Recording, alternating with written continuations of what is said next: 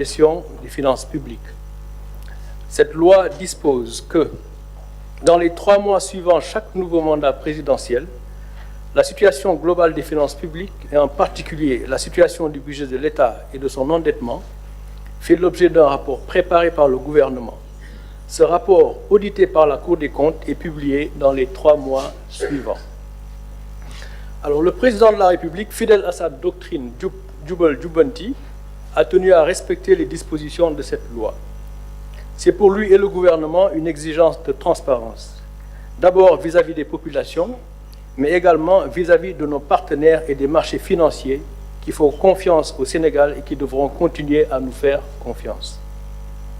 Cet exercice de transparence et de reddition des comptes est également une nécessité pour en tirer les conséquences objectives, notamment pour le référentiel des politiques publiques en cours de finalisation pour opérationnaliser le projet.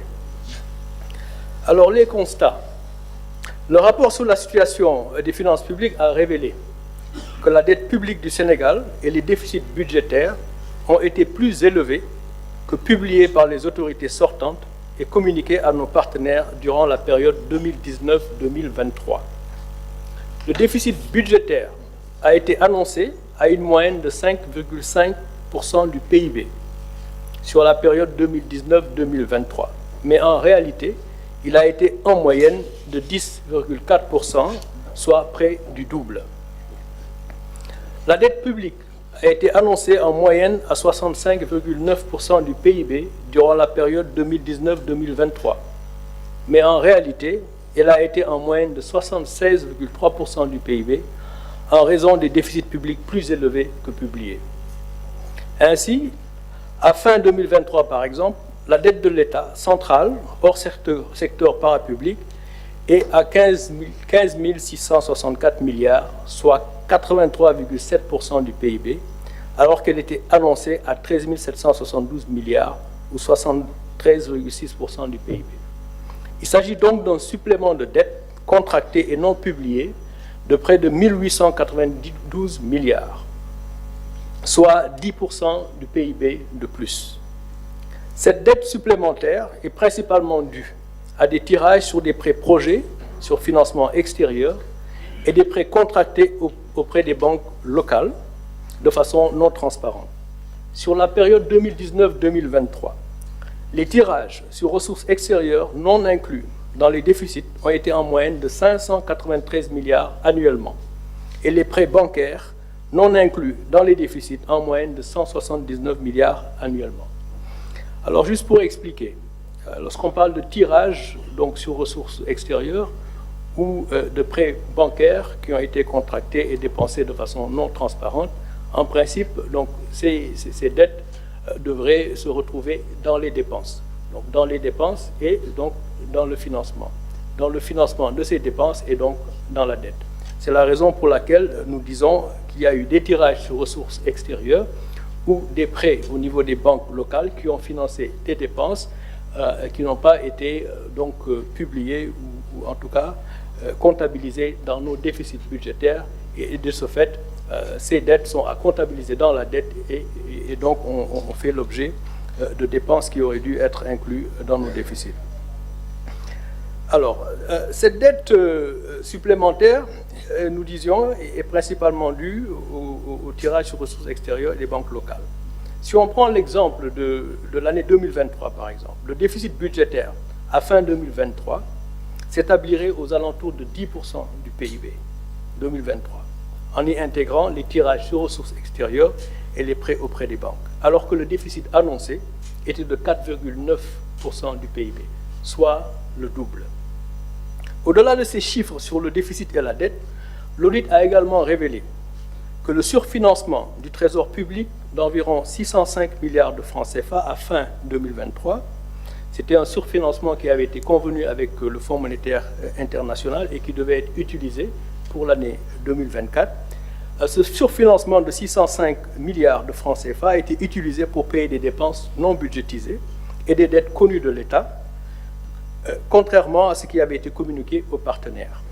La non-disponibilité de ce surfinancement en 2024 a nécessité des emprunts non initialement programmés, notamment l'émission d'eurobonds par placement privé de 750 millions de dollars en juin 2024 dernier et des crédits commerciaux syndiqués de 300 millions d'euros au troisième trimestre. Encore une fois, pour clarifier, il y avait un montant de 605 milliards donc de francs CFA de surfinancement qui devait être disponible en 2024, n'est-ce pas, pour un certain nombre d'obligations.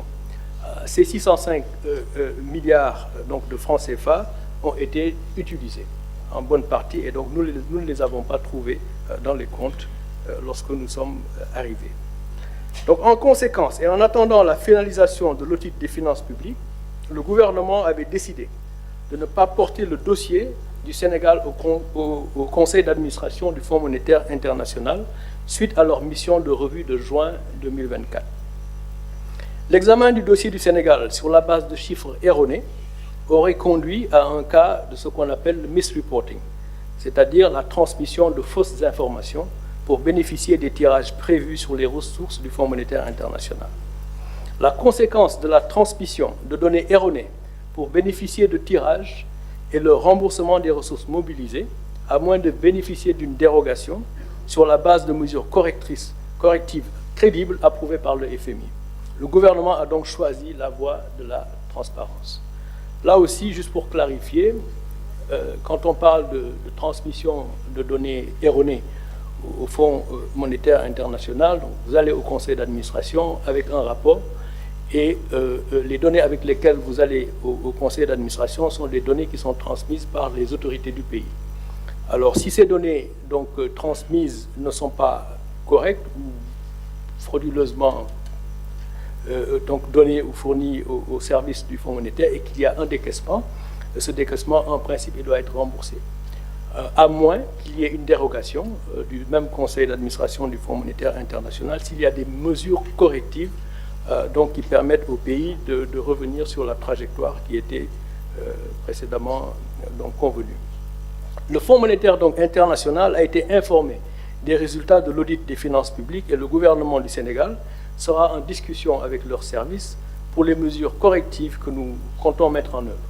Ces mesures seront mises en œuvre soit dans le cadre du programme en cours avec le FMI pour mettre les finances publiques sur la trajectoire initialement convenue, ou dans le cadre d'un nouveau programme à négocier à très très court terme et à mettre en cohérence avec le nouveau référentiel des politiques publiques.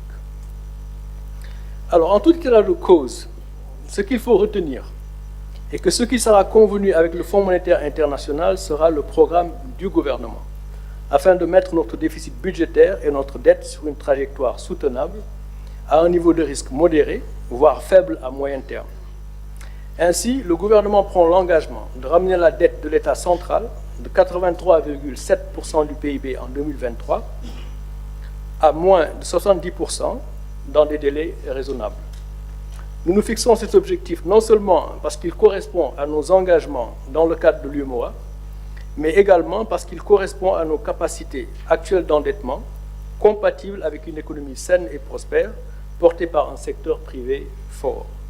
C'est l'ambition du projet du président de la République pour un Sénégal souverain, juste et prospère.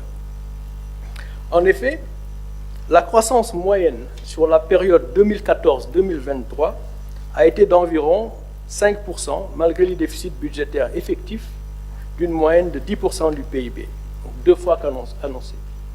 On a eu une croissance moyenne de 5%, on a annoncé un déficit budgétaire en moyenne de 5%, mais ce déficit budgétaire a été en réalité de 10% en moyenne.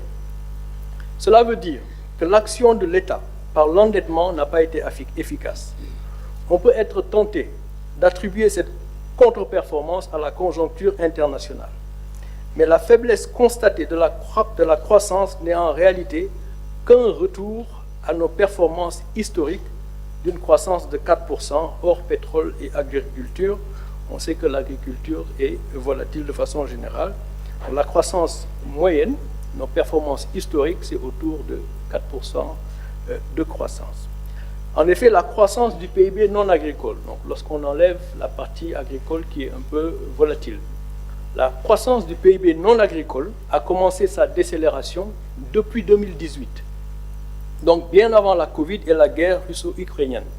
Et cette croissance atterrira en 2024 à moins de 4% du fait de la faible croissance du premier trimestre liée à la situation politique qui prévalait. Alors donc, je disais tout à l'heure que nos performances historiques, c'est en moyenne de 4% de croissance. Le premier trimestre, il y a eu une forte décélération, on le sait tous, à cause de la situation politique qui a prévalu. Et la croissance va reprendre donc, pour les 3 trimestres qui suivront, mais va atterrir à une moyenne qui sera certainement 4% ou moins à cause des performances du premier trimestre. Alors donc, le Sénégal en est donc au même point qu'avant 2012-2023. En ce qui concerne la croissance, il n'y a donc pas lieu de s'alarmer outre mesure. Il faut regarder l'avenir. Le plan Sénégal émergent, dans son plan d'action prioritaire 2014-2018, avait indiqué que des investissements publics massifs étaient nécessaires pour jeter les bases d'une forte croissance et les plans d'action 2018-2023, au-delà des relances post-Covid, prévoyaient que le secteur privé prenne le relais de la croissance. Tel n'a pas été le cas, étant donné la vérité des chiffres. Autrement dit, dans, disons, les 12 dernières années, dans la première moitié, le premier mandat, il a été question de beaucoup investir en s'endettant pour jeter les bases d'une croissance beaucoup plus forte. Et le secteur privé devait prendre le relais. C'est vrai, il y a eu la crise de la Covid et il y a également eu la crise russo-ukrainienne. Mais disons qu'il demeure que le secteur privé n'a pas pris le relais de la croissance et le déficit budgétaire dans cette stratégie a été le double de ce qui a été annoncé. Néanmoins, la croissance a été donc en décélération depuis 2018, donc bien avant les 2 crises qui ne peuvent pas être utilisées comme prétexte de ce point de vue. Alors, de ce fait, ramener notre déficit budgétaire à 3% du PIB, comme, disons, nous l'exigent nos engagements dans le cadre de l'UEMOA, et la dette en dessous de 70% dans un horizon raisonnable, en mobilisant nos ressources internes tout en améliorant la qualité de la dépense, ne devrait pas nous coûter des points significatifs de croissance. Je dis bien significatifs, à la mesure où nous revenons à nos tendances historiques. Notre projet qui vous sera présenté ultérieurement devrait nous permettre de reprendre la croissance, mais ramener le déficit à 3%, la dette en dessous de 70% du PIB dans un horizon raisonnable ne devrait pas nous coûter donc des points de croissance significatifs. Il nous faudra alors faire une revue systématique des projets et des programmes sur financement extérieur pour déterminer ceux qui doivent se poursuivre et ceux qui seront arrêtés. Ce travail est déjà en cours afin d'améliorer l'efficacité des investissements publics. Les dépenses de fonctionnement seront également rationalisées, notamment par la réduction des subventions à l'énergie, nous y reviendrons, une stricte application des procédures de marché public, la maîtrise de la masse salariale et des stratégies d'optimisation de la commande publique et d'utilisation des biens et services par les administrations. Alors, dans le souci d'améliorer la qualité de la dépense, il s'agira pour le gouvernement de protéger également les couches vulnérables par un meilleur ciblage des bourses familiales tout en éliminant les subventions non ciblées, notamment à l'énergie, pour ceux qui ne devraient pas en bénéficier. Des mesures structurelles seront également prises dans le sens de la réduction du coût de production et de vente de l'énergie pour le mix énergétique. Ce sont nos projets à court et moyen terme. Pour rappel, rien que pour les années 2022-2023, les subventions à l'énergie ont coûté au budget de l'État plus de 1200 milliards de francs CFA, des subventions à l'énergie non ciblées. Alors, la mobilisation des ressources internes se fera en réduisant les exonérations fiscales, en élargissant l'assiette fiscale, tout en réduisant les taux d'imposition, pouvoir promouvoir le civisme fiscal et en menant des réformes qui inciteront les entreprises à la formalisation. On sait déjà que 97% de nos entreprises sont informelles, donc les inciter à se formaliser permettra également de favoriser le civisme fiscal. Cela va jeter les bases de finances publiques saines, gage d'une souveraineté budgétaire retrouvée, pour mieux accompagner le secteur privé. Alors, comme Monsieur le Premier ministre le dit,